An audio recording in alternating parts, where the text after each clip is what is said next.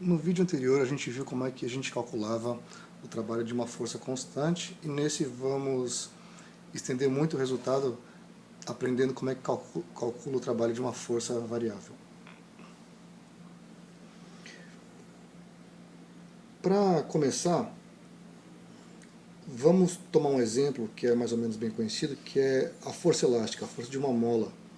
Se nós tivermos um bloco preso a uma mola com a outra extremidade presa a uma parede, uma mola de constante elástica K, se a gente coloca um eixo X na horizontal, paralelo ao deslocamento do bloco, e colocamos o ponto X igual a zero no ponto de equilíbrio da mola, a força que esse bloco experimenta devido à mola é menos Kx, a chamada lei de Hooke, onde K é a constante elástica da mola.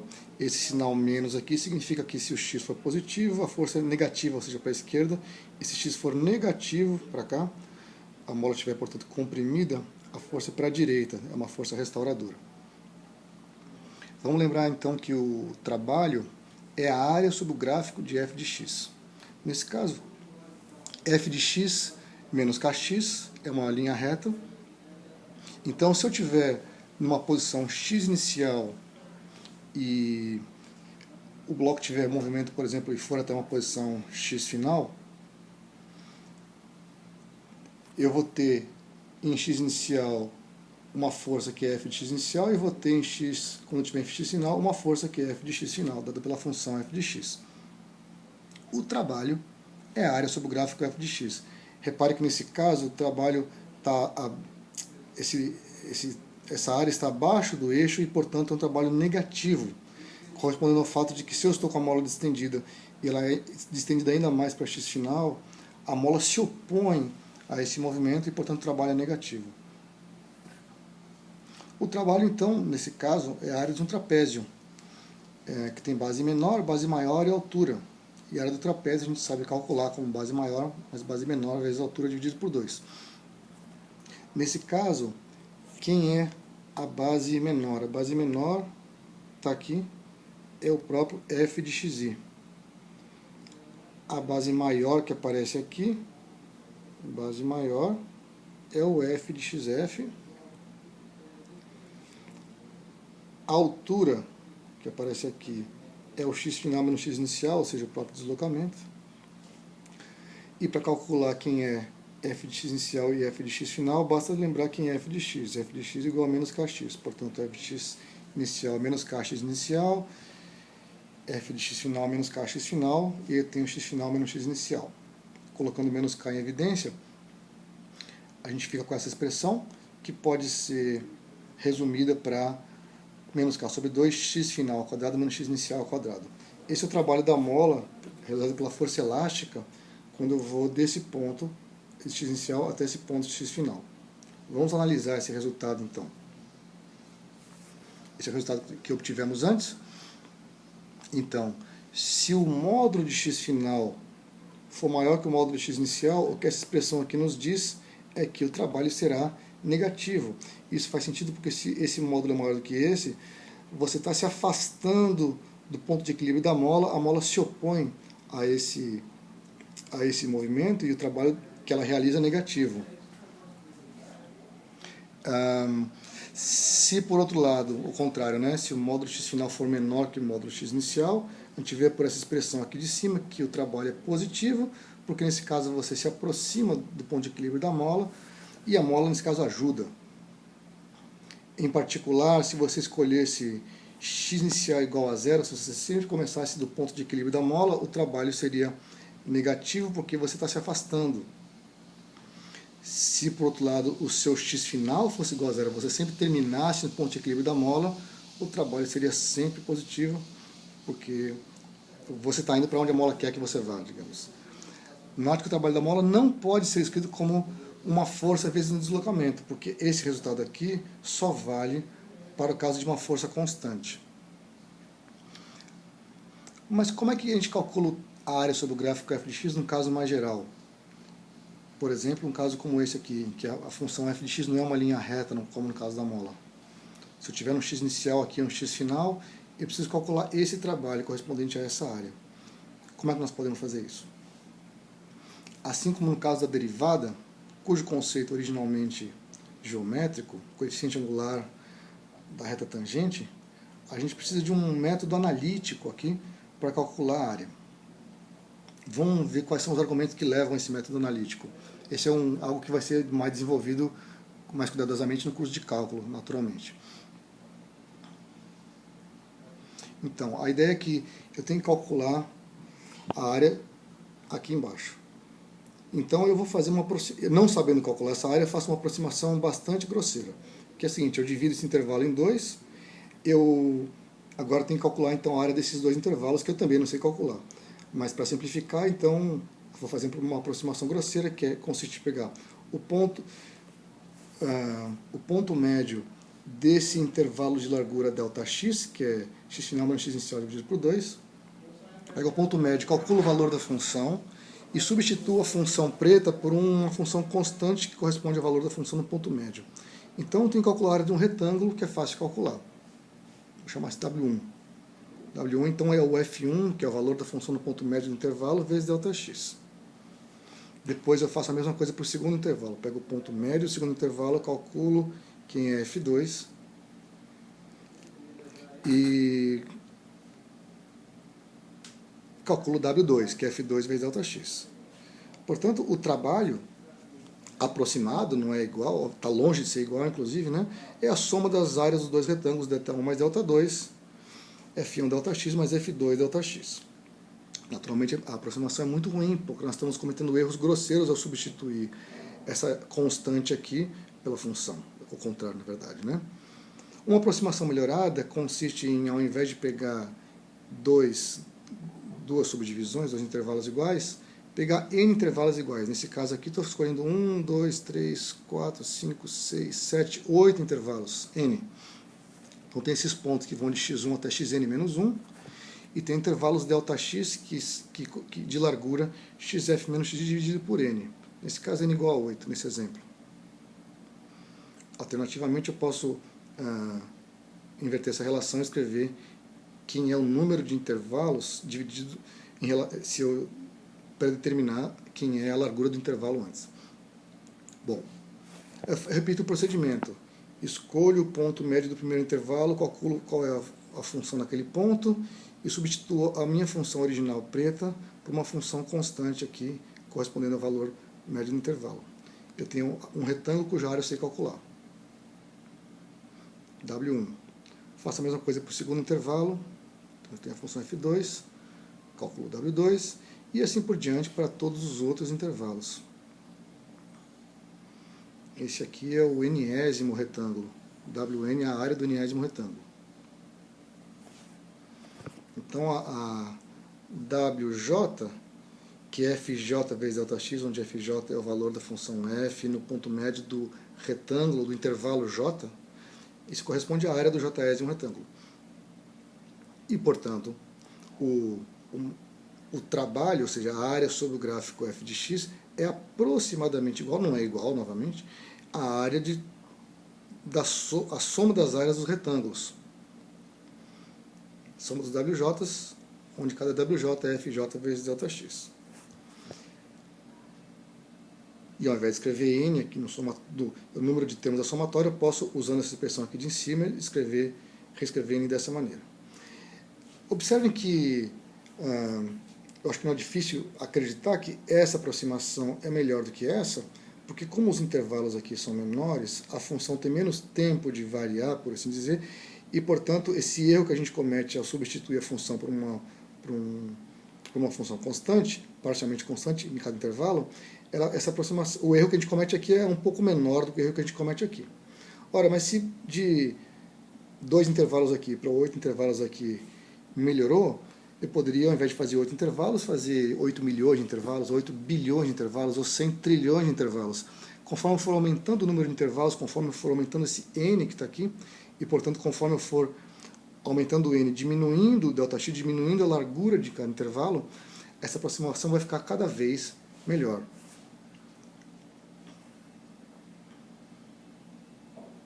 Então está aí o resultado anterior.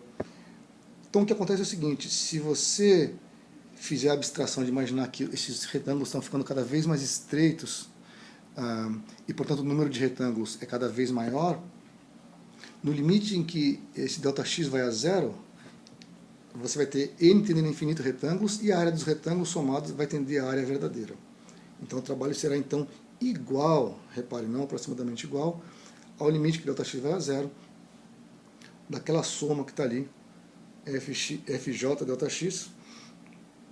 Repare então que nós temos uma soma que vai tender a ter infinitos termos, porque o ΔX está indo para zero, e cada termo está indo para zero, são termos infinitesimais. Então nós estamos somando a área do que vão ser infinitos retângulos, cada um com área tendendo a zero. A notação, para não ter que escrever essa soma dessa maneira do jeito que está aqui, a notação desenvolvida é essa aqui. Então a gente escreve integral definida de f de x dx entre x inicial até x final. Esse ΔX aqui se transformou nesse dx que está aqui. E isso é a área sobre o gráfico de f de x. É claro que a gente não sabia calcular a área antes, quando começamos, e agora concluímos que para calcular a área basta calcular a área, digamos, de infinitos retângulos de área zero e somar todos eles. Então a pergunta é como é que isso é feito na prática, né? Como é que você calcula essa integral?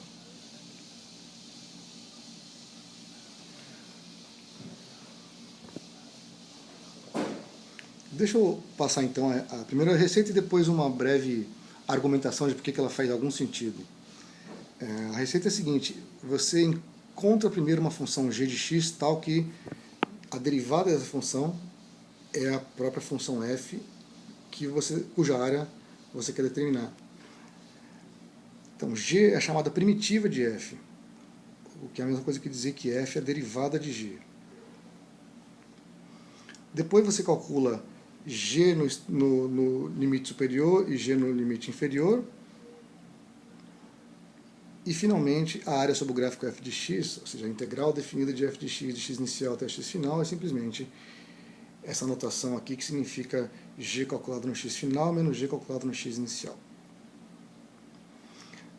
A operação de integração, portanto, ela é uma operação inversa da derivada, porque para você poder encontrar que a integral dessa função aqui, a área sobre essa função, você precisa encontrar uma função g cuja derivada é a função f. O argumento de por que isso dá certo é mais ou menos o seguinte: se f igual a dg dx, eu tenho como escrever isso como esse limite de ΔX indo para zero, ΔG sobre ΔX. Por outro lado, aquela soma integral, f de x dx, nada mais é do que essa soma aqui, no limite que ΔX vai para zero e o n vai para infinito, conforme a gente viu antes. Se eu misturar essas duas expressões, vou ver que o trabalho, ou seja, a integral daquela função f, é essa soma de j até n. Ao invés de escrever esse fj, que é o valor da função f no meio do jésimo intervalo, eu vou substituir por ΔGJ ΔX, e esse ΔX que está aqui vira esse ΔX que está aqui. Esse ΔGJ é o valor é a variação da função g no intervalo j. Esse ΔX cancela, então eu vou ter uma soma de ΔGs aí, ΔG1, ΔG2 até ΔGn, e vou ter que tomar o limite de infinito desses termos. Agora vejamos quem é o ΔG1. Lembra, isso é calculado no primeiro intervalo. O primeiro intervalo vai ser g de x1 menos g do x inicial. O ΔG2 vai ser g de x2 menos g de x1. E nisso o g de x1 cancelou. O ΔG3 será g de x3 menos g de x2. E nisso o g de x2 cancelou. Então a gente repara que o segundo termo desse cara aqui vai cancelar o primeiro termo desse, depois o segundo termo desse cancela o primeiro desse, e assim por diante. Se a gente continuar com todos os termos, no último termo teremos g de x final menos g de xn menos 1, o g de x3 vai cancelar com o próximo termo, o g de xn menos 1 vai cancelar com o anterior, e sobra então o g de x inicial, o g de x final, que é exatamente o que a gente tinha aqui em cima. Naturalmente, cabe um alerta de que isso está longe de ser uma prova. É só um argumento para justificar por que a receita dá certo, e você deve consultar um livro ou seu professor de cálculo.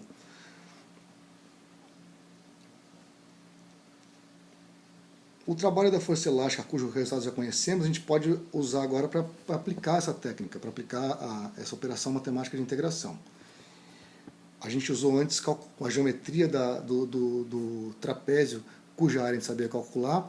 Agora a gente vai tentar fazer a conta de novo, sem usar a área do trapézio, simplesmente usando a operação de integração.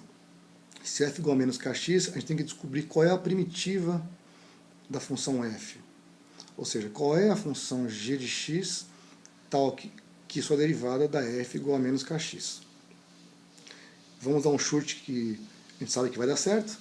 Menos kx sobre 2 mais uma constante arbitrária, na verdade. Vamos fazer o teste e vamos ver se essa função derivando dá certo.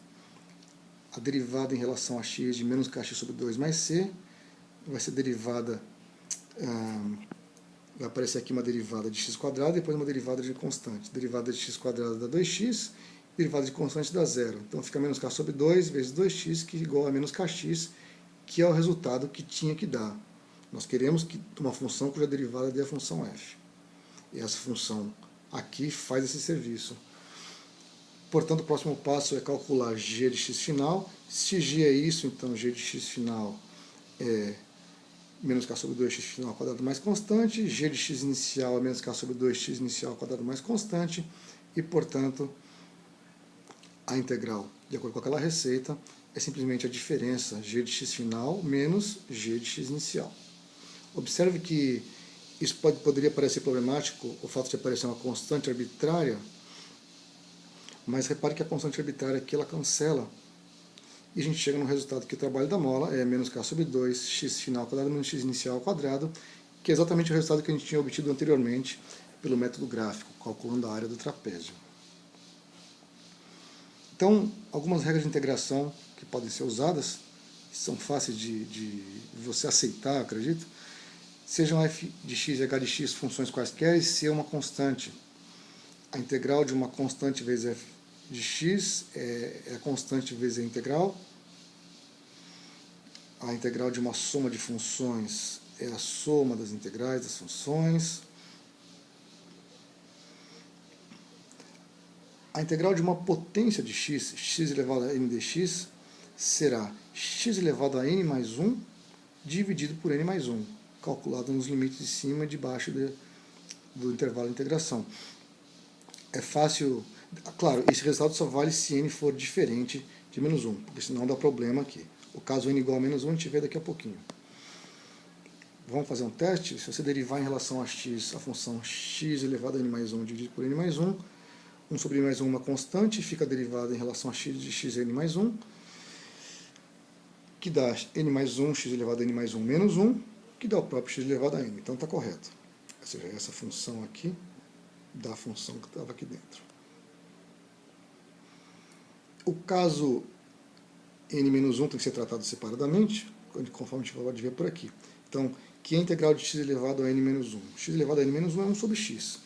E aí, se você lembrar do seu curso de cálculo, quem é a função que derivando dá 1 sobre x, você vai obter a função logaritmo, com a diferença de que 1 sobre x é uma função que pode tomar valores negativos e o log não. Então, eu preciso colocar esse módulo de x aqui no meio. O log do módulo de x. Então, o log do módulo de x calculado em b, calculado em a, e tomando a diferença, dá isso aí. E pelas propriedades de qualquer logaritmo, essa diferença é o log da razão.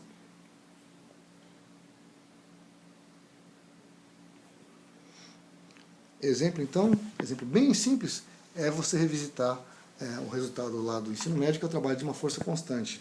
F de x igual a F0. O trabalho, então, dessa força é a integral de F0 dx. F0 é uma constante, sai da integral, fica a integral de 1 dx. E você se pergunta qual é a função que, derivando em relação a x, dá a função 1.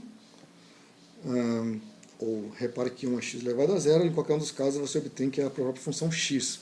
Então a função x derivando em relação a x dá 1.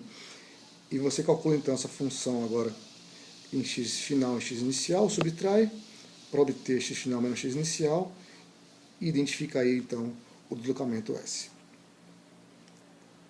Um exemplo um pouco mais interessante, porque vamos calcular a área que não saberíamos calcular de outra maneira. Considere uma parábola abaixo. Tem uma f de x igual a 3 meio de x ao quadrado, e suponha que eu queira calcular a área sobre a parábola entre x igual a 2 e x igual a 3, x igual a 4, perdão. Ou seja, essa área que está aí. Olha, quem é essa área? Essa área é a integral da função 3 meio de x ao quadrado dx, de x igual a 2 até x igual a 4. Então, seguindo aquelas regrinhas, o 3 meio sai da integral, eu tenho a integral de x ao quadrado dx. A integral de x ao quadrado dx é x ao cubo sobre 3, calculado em 4, calculado em 2. O 3 cancela, fica 1 meio de 4 ao cubo menos 2 ao cubo.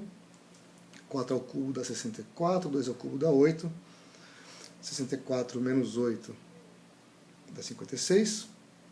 Dividir por 2 é 28. Se isso aqui fosse uma força F, isso aqui fosse uma força F em Newton, se isso aqui fosse uma posição x em metros, isso aqui seria 28 joules.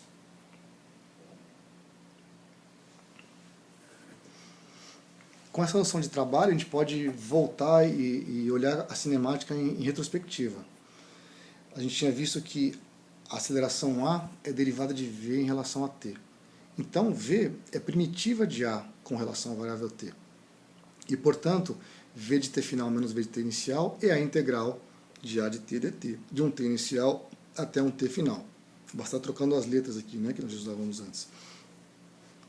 Então, por exemplo, se A for constante, acontece que essa integral a gente consegue fazer, basta encontrar qual é a função que derivando em relação a t dá 1, que é a própria t, que é o próprio t, calculado em t final e t inicial.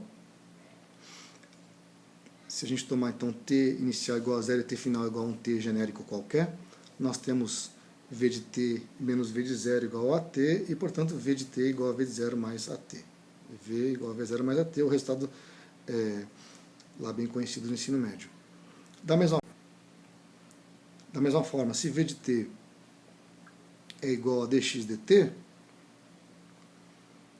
então v é derivada de x em relação a t, t é primitiva de v em relação a t.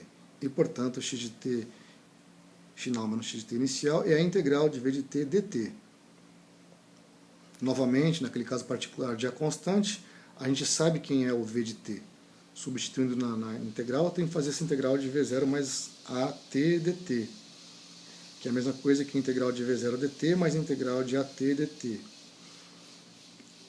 Isso aqui é uma constante v0 que sai da integral, fica a integral de dt, 1 dt, que é o próprio t, teremos v0t, e depois 1 meio de at ao quadrado, no segundo caso.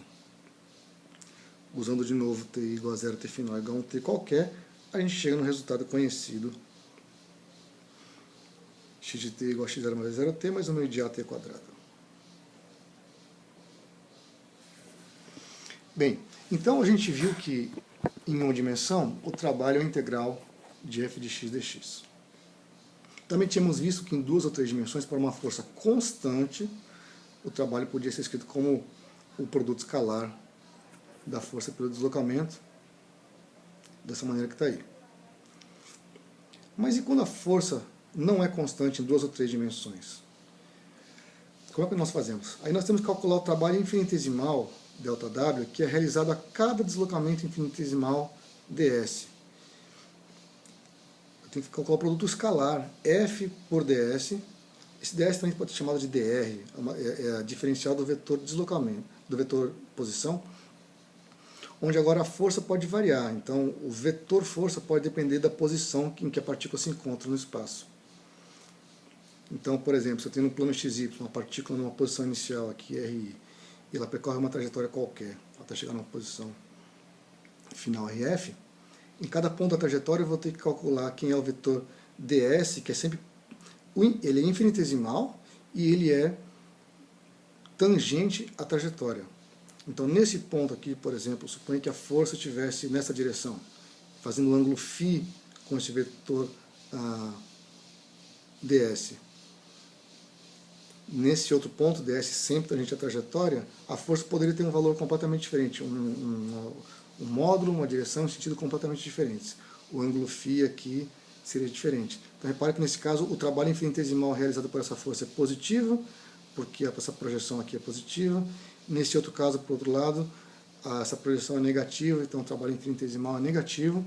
E para calcular o trabalho total, eu teria que ir somando todos esses resultados infinitesimais ao longo dessa linha para obter o trabalho total. Ou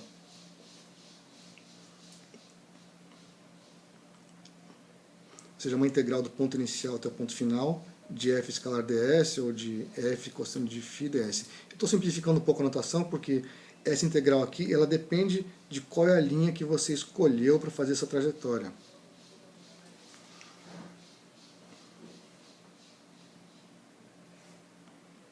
Repetindo aí então o desenho.